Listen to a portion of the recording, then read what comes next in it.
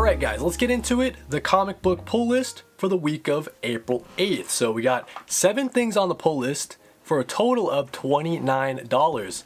So what am I most excited for this week? Let's talk about the Fury of the Firestorm #1. So this is from writer Jeff Lemire with art from Rafael de la Torre. It sounds like Firestorm is going to be coming into the city, maybe killing everybody. I don't know too much why Firestorm would do such a thing. We got some cool variant covers here as well. This Chris Burnham cover, we got a blank cover, the Jeff Lemire 1 in 25. Let's read the solicit real quick. The community of Bedford, Colorado is a sleepy small town. The people say hello to their neighbors, attend town hall meetings, and root for the local high school football team on Friday nights. But this idyllic small town is thrown upside down when the nuclear man arrives and starts experimenting. Firestorm has turned buildings to sand and people to glass with no remorse and no warning. But what exactly provoked Ronnie Raymond to commit this heinous act? And can anyone contain the fury that is Firestorm? I heard that this is not going to be an ongoing series. If you look here in the corner box, right, you'd think it's an ongoing, but I guess there's only going to be like 9 issues of this, something like that. So a little bit disappointing, I guess, but Firestorm getting his first series in a very long time. Who knows with the success of it, maybe they'll continue it. But gonna be picking this up for Jeff Lemire, my favorite writer of all time. Rafael de la Torre's artwork is pretty solid as well. Excited for the Fury of the Firestorm. Let's see.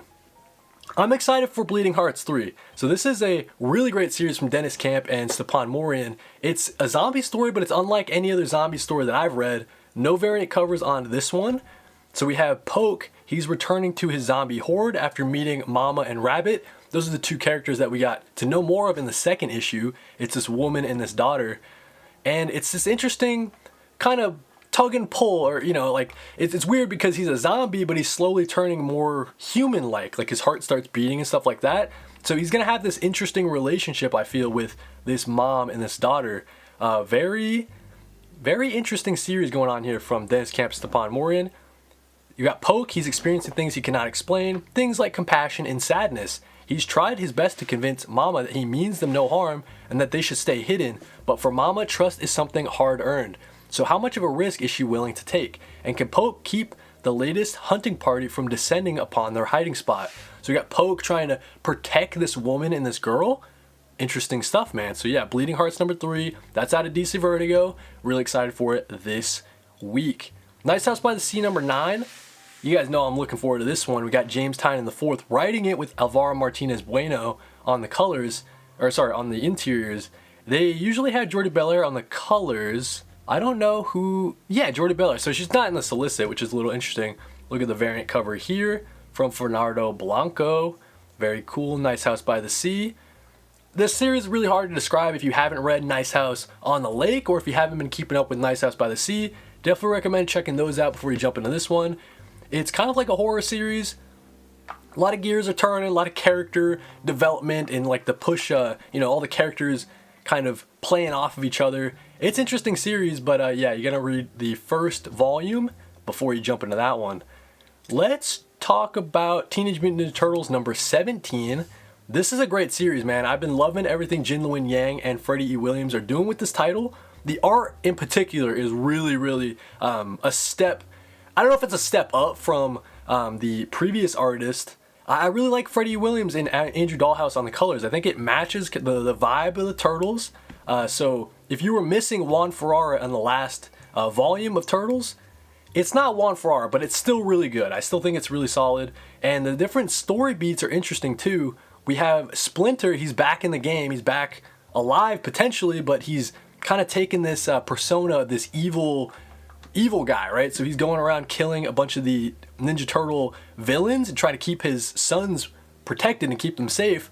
But in the last issue, there was like this confusion because he was like, oh, I gotta kill Casey Jones. He's gonna cause you guys harm later on.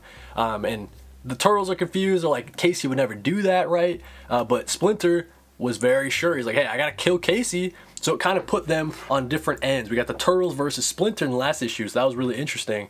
So yeah, all the different interesting story beats from Jin Luen Yang, solid artwork from Freddie Williams and the rest of the team.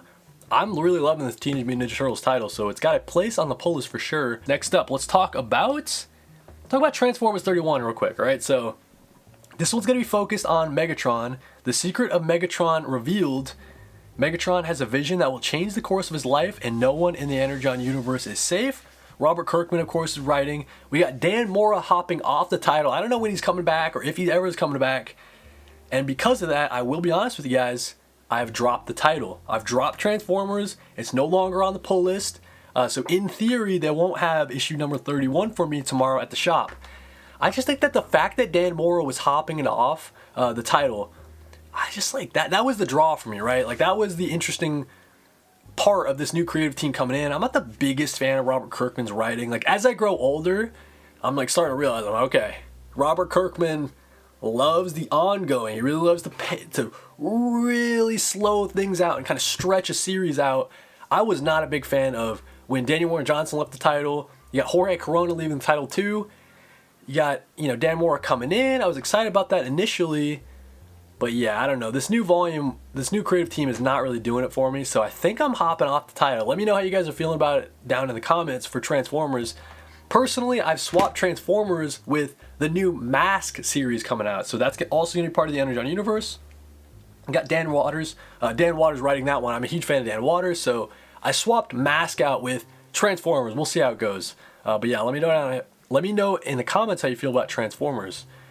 Iron Man number 4.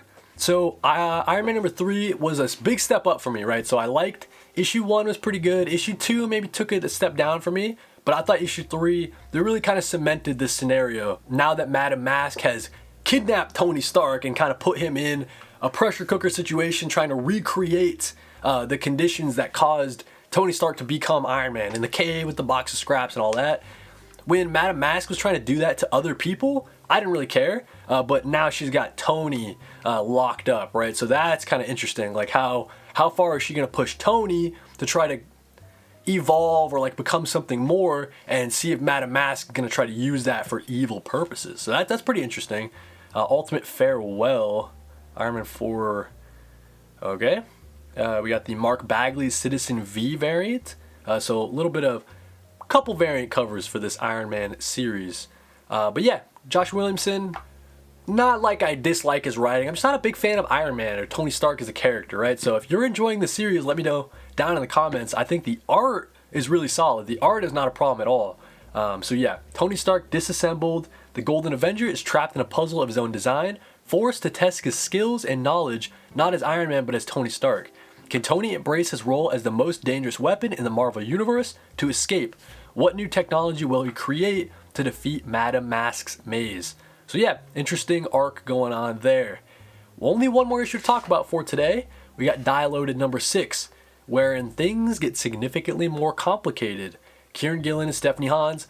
Stephanie Hans' art in this series is really breathtaking. It's some of the best comic book interior artwork on stands right now. It's really good stuff. This is not a series that you're going to want to read if you haven't read the original Die series. That's asking a lot, because the original Die series I think went on for, I have the deluxe edition behind me. It's like 30 issues or something like that, right? It's a pretty thick deluxe. So you gotta read all that before you can jump into this new Die Loaded volume. But man, if you've been keeping up with this one, you guys know for sure how good it is. Die Loaded, just a fun world of Die. It's kind of like this fantasy sort of world that these kids, now that they're adults, they get sucked back into the world of Die. Actually, it's different characters from the first volume getting sucked into the world of Die. So yeah, it's really interesting what's going on there. And you got that great artwork from Stephanie Hans. But I think that's it, man. So only 7 pickups today, so pretty light week overall. But we do have Bleeding Hearts, Teenage Mutant Ninja Turtles, and the Fury of the Firestorm. And then, of course, you got Nice House by the Sea. So a lot of series that I'm enjoying a lot more than others, even if it's a lighter week. But let me know down in the comments, what do you plan on picking up for New Comic Book Day, April 8th? I'd be curious to know. And while you're down there, like if you like, sub if you love, and if you really like, you can hype it. I'll catch you guys next week for another week of comics. So every single Monday at 4 p.m. I go live, I hang out with the chat, we talk about that week's current comic pull list, and we talk about the previous week's comic book reviews, and I also do a big old topic this week. I unboxed a lot of packages, a lot of comic packages, man, so definitely check that out. And yeah, every single Monday, 4 p.m. Eastern for New Comic Weekly. I'll see you guys in the next one.